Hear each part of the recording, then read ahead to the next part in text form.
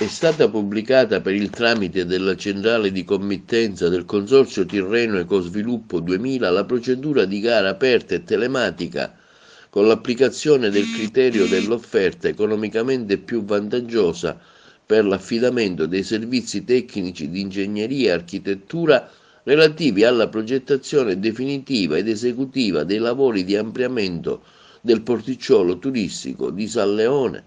Passa quindi alla fase esecutiva un'opera strategica per il porticciolo di Agrigento, attesa e auspicata da anni.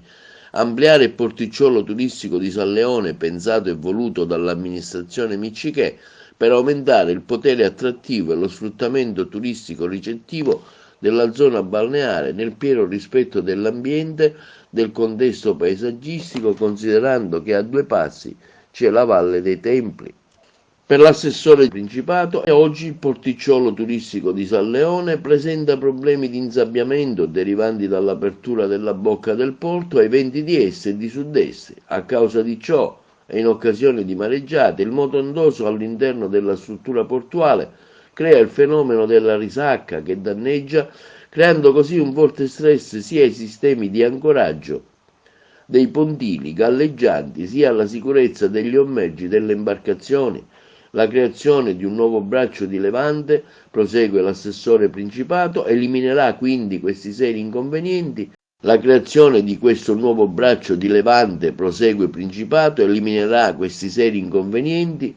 consentendo ai diportisti l'ormeggio in sicurezza per tutto l'arco dell'anno, soprattutto in caso di condizioni meteo marine avverse. Pertanto l'opera risulterà di fondamentale importanza in quanto migliorerà significativamente le condizioni di sicurezza delle barche che al momento nel versante di ponente da ottobre fino a maggio devono essere rimosse.